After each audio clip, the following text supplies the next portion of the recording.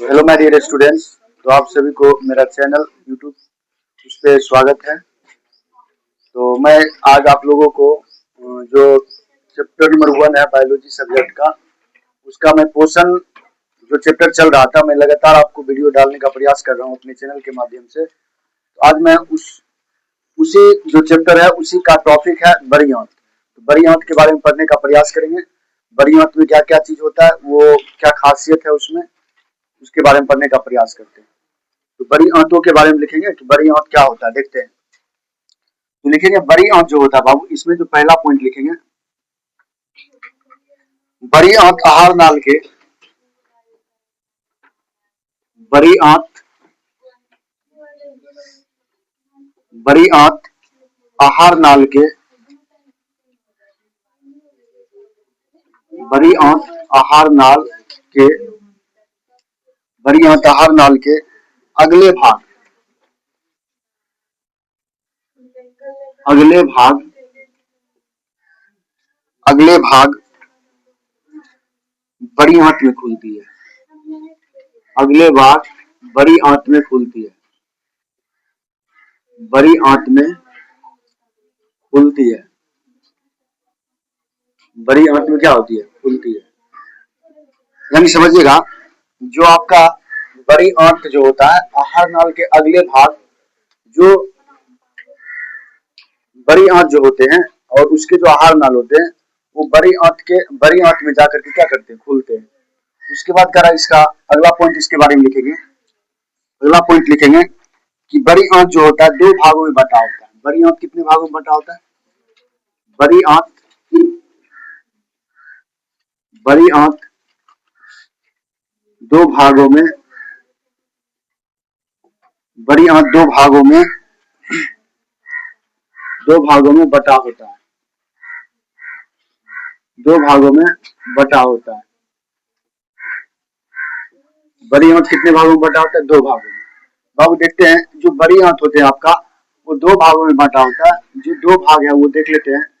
जो पहला भाग हो जाएगा, पहला जो भाग हो जाएगा उसका नाम हो जाएगा, उसका नाम हो जाएगा कोलोन। क्या नाम हो जाएगा? पहला भाग का नाम हो जाएगा कोलोन। हाँ, कोलन ना, क्या पढ़ेंगे इंग्लिश में? Colon, colon. और दूसरा जो हो जाएगा आपका, दूसरा पार्ट हो जाएगा मलाशय। क्या हो जाएगा? मलाशय। दूसरा हो जाएगा मलाशय बोलो, या इसी को इंग्लिश में क्या बोलते हैं? इसी को हम बोलते हैं रेक्टम। क्या बोलते हैं? रेक्टम। मलाशय बोले चाहे रेक्टम बोले, मलाशय बोले या रेक्टम बोले, ठीक है। हल्ला नहीं करिए आप लोग। तो इसमें जो होते हैं, जो आपका बड़ी आंत जो होते हैं, बड़ी आंत के कितने पार्ट है? 2 पार्ट है। पहला हो गया कोलन, दूसरा हो गया मलाशय या रेक्टम। मलाशय को ही हम इंग्लिश में क्या बोलते हैं? रेक्टम बोलते हैं। क्या बोलते हैं? रेक्टम। चलिए इससे आगे इसका पॉइंट लिखेंगे। इसके बारे में लिखेंगे, छोटी आंत तथा बड़ी आंत, छोटी आंत, छोटी आंत तथा बड़ी आंत, छोटी आंत तथा बड़ी आंत, छोटी आंत तथा बड़ी आंत, छोटी आंत तथा बड़ी आंत के जोड़ पर, छोटी आंत तथा बड़ी आंत के जोड़ पर, जोड़ पर एक छोटी नली होती है। एक छोटी नली होती है, एक छोटी नली होती है, नली होती है, जो सीकम कहलाता है। जो क्या कहलाता है बाबू? जो सीकम कहलाता है। जो सीकम, जो क्या कहलाता है? सीकम कहलाता है। जो सीकम कहलाता है। क्वेश्चन आ जाएगा, छोटी आंत तथा बड़ी आंत के जोड़ पर एक छोटी नली होती है, जिसको हम क्या कहते हैं? तो उसको हम सीकम कहते हैं। याद रखना, ये ऑब्जेक्टिव पूछे जा सकते हैं कि छोटी आंत और बड़ी आंत के जो बीच पे एक जोड़ होते हैं, उस जोड़ पे एक छोटी नली होती है, उसका नाम क्या होता है? सीकम। क्या नाम है? सीकम।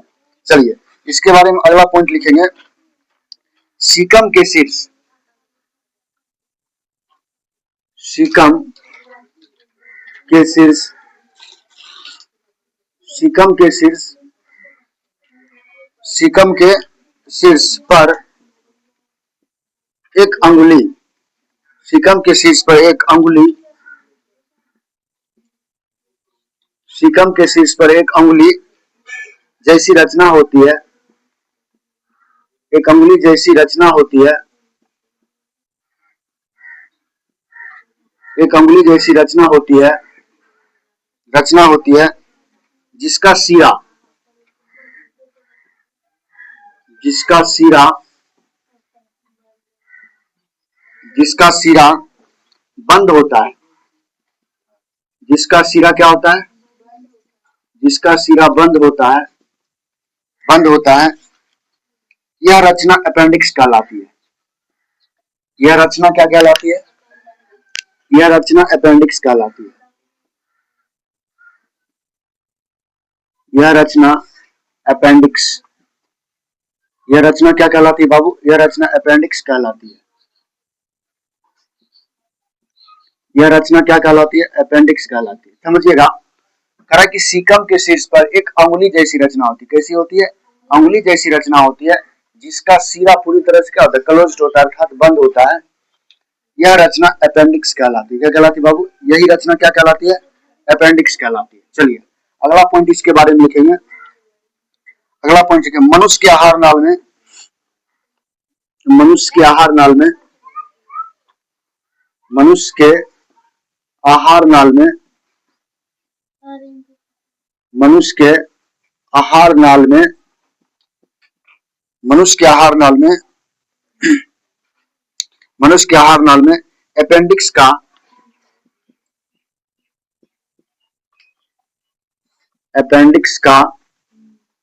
कोई कार्य नहीं होता है अपेंडिक्स का कोई कार्य नहीं होता है अपेंडिक्स का कोई कार्य नहीं होता है ध्यान देना बाबू कहा कि मनुष्य के आहार नाल में अपेंडिक्स का कोई काम नहीं है अपेंडिक्स का मनुष्य के आहार नाल में क्या होता है कोई काम नहीं होता है चलिए अगला पॉइंट लिखेंगे इसके बारे में अगला पॉइंट लिखेंगे अपेंडिक्स एक अवशेषी अंग है अपेंडिक्स एक अवशेषी अंग है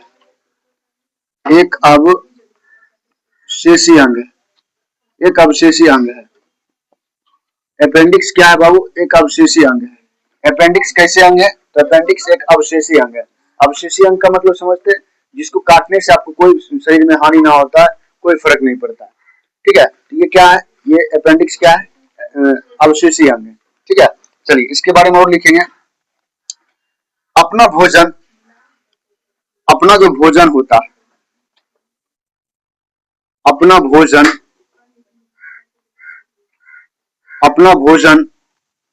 इलियम से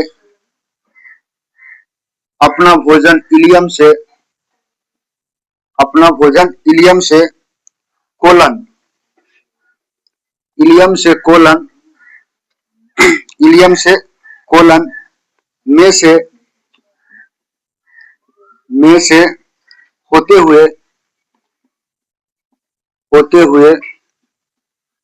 होते हुए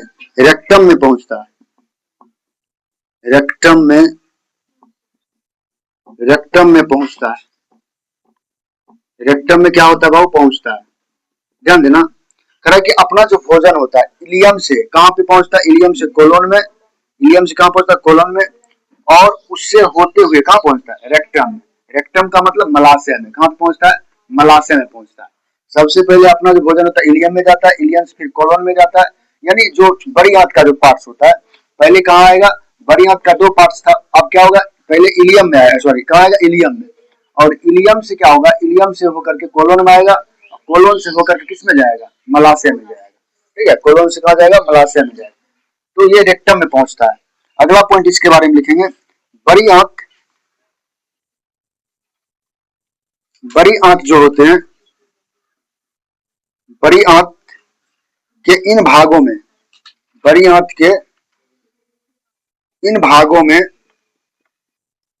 के इन भागों में अपचे भोजन का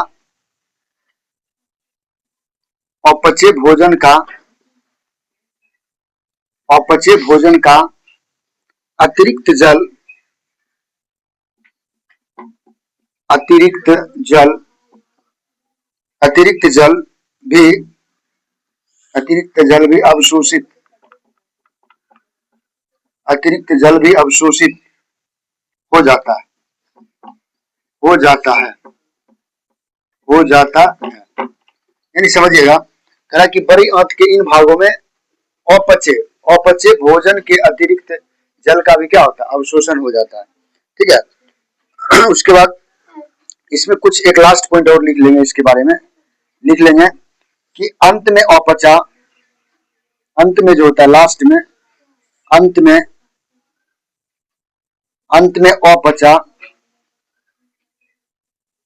अपचा भोजन मल, अंत में अपचा भोजन मल के रूप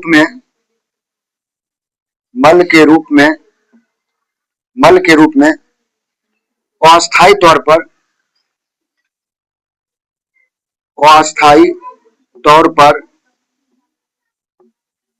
तौर पर रेक्टम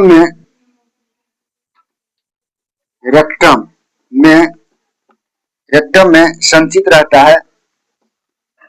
रेक्टम में क्या रहता है बाबू, रेक्टम में संचित रहता है,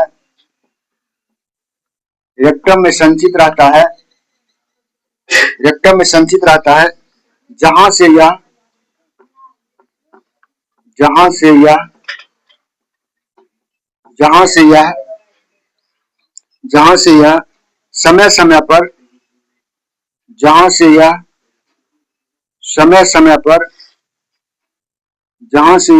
समय पर मल द्वार के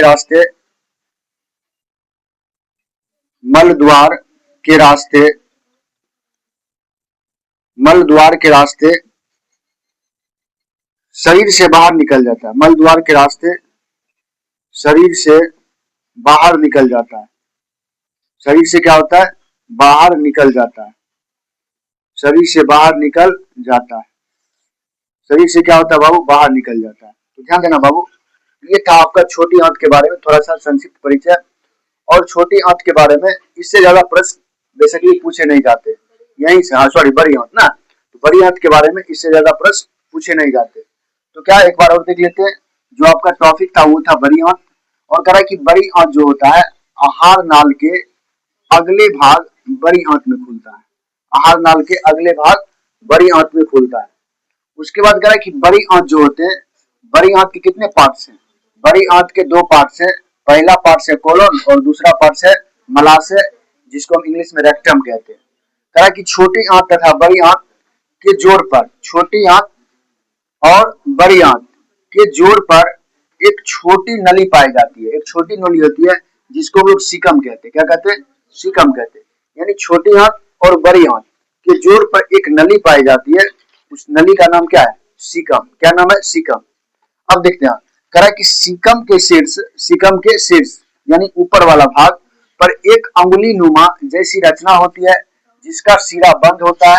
वो सिरा जिसका बंद होता है वो अपेंडिक्स कहलाता है। क्या कहलाता है, अपेंडिक्स कहलाता है। मनुष्य के आहार नाल के में अपेंडिक्स, ध्यान देने, मनुष्य के जो आहार नाल होते हैं उसमें अपेंडिक्स का कोई काम नहीं होता है। अपेंडिक्स का क्या कोई काम होता है, नहीं होता है। इसलिए आप देखोगे जब अपेंडिक्स बढ़ जाता है तो उसको डॉक्टर साहब काट के निकाल देते हैं, तो मनुष्य का कोई खतरा, और खतरा से क्या होते हैं, बाहर हो जाते हैं ना। अब देखो यहाँ पे अपेंडिक्स एक अवशेषी अंग है। अवशेषी का मतलब क्या होता है, जिसको काटने से हमें कोई फर्क ना पड़े, जिसको काटने से मनुष्य को कोई हानि ना हो, तो उसको अवशेषी अंग। जैसे आपका नाखून क्या हो गया, अवशेषी अंग हो गया, इसको काट लेते हैं, बाल हो गया क्या, अवशेषी अंग। बाल भी काटते हैं, नाखून भी काटते हैं, दर्द महसूस होता है, नहीं होता है, तो वो अवशेषी अंग कहलाते हैं ना। वही तरह करा है कि आप अपेंडिक्स क्या हो गया, अपेंडिक्स आपका अवशेषी अंग है। अपेंडिक्स एक अवशेषी अंग है। कहा कि अपना भोजन, जो अपना भोजन होता है इलियम से, कहां पे बाबू, इलियम से कोलोन, और कोलोन से होते हुए रेक्टम अर्थात मलाशय में पहुंचता है। सबसे पहले कहां जाता है, इलियम में, और इलियम से कोलोन में, और कोलोन से कहां पहुंचता है, मलाशय में पहुंचता है। ठीक है, तो सबसे पहले कहां जाएगा, इलियम में। जो आप हला नहीं करो, जो अपना भोजन है, ध्यान देना बाबू, भोजन जो अपना है, सबसे पहले देखते हैं भोजन जो अपना है, आप ध्यान देना, अपना जो भोजन होता है भोजन जो अपना होता है, सबसे पहले जो भोजन होता है वो कहाँ जाता है? सबसे भोजन अपना पहले इलियम में जाता है।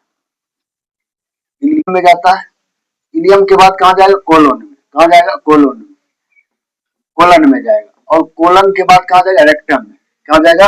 रेक्टम में ना, यानी मलाशय में जाएगा। कहाँ जाएगा? रेक्टम में। और यहीं से क्या होता है? मल के रूप में आपके शरीर से, हमारे शरीर से क्या होता है? बाहर निकल जाता है। ठीक है, तो आप लोग देखिए, तो सबसे पहले भोजन कहाँ जाएगा? इलियम में। इलियम के बाद कहाँ जाएगा? कोलन में। और कोलन के बाद रेक्टम में।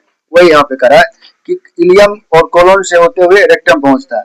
कह कि बड़ी आंत के इन भागों में अपचय भोजन का अतिरिक्त जल भी अवशोषित हो जाता है।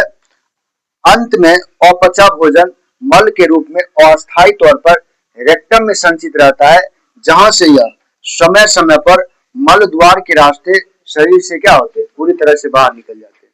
ठीक है, तो आप लोग स्क्रीनशॉट ले लीजिए और बड़ी आंतों के बारे में इससे ज्यादा प्रश्न नहीं उठते हैं। ठीक है, तो बाबू ये था आपका एक जो चैप्टर नंबर 1 पोषण चैप्टर है, जिसका नाम है न्यूट्रिशन। उसका टॉपिक नंबर क्या था? बड़ी आंत था। वो मैंने आपको आज खत्म कर दिए पूरी तरह से। आपका जो चैप्टर हुआ पोषण चैप्टर पूरा खत्म हो गया। ठीक है, अब रही सवाल जो ऑब्जेक्टिव क्वेश्चन होते हैं इससे रिलेटेड, इस चैप्टर से रिलेटेड और सब्जेक्टिव प्रश्न, तो मैं उसको प्रत्येक वीडियो के माध्यम से कराने का प्रयास करूंगा। ठीक है, तो अगर ये मेरा वीडियो पसंद आया हो तो मेरा यूट्यूब चैनल SMS क्लास 10 के को सब्सक्राइब करें, बेल आइकन दबावें और ज्यादा से ज्यादा अपने दोस्तों में शेयर करें। धन्यवाद, फिर से मिलते हैं नेक्स्ट वीडियो में।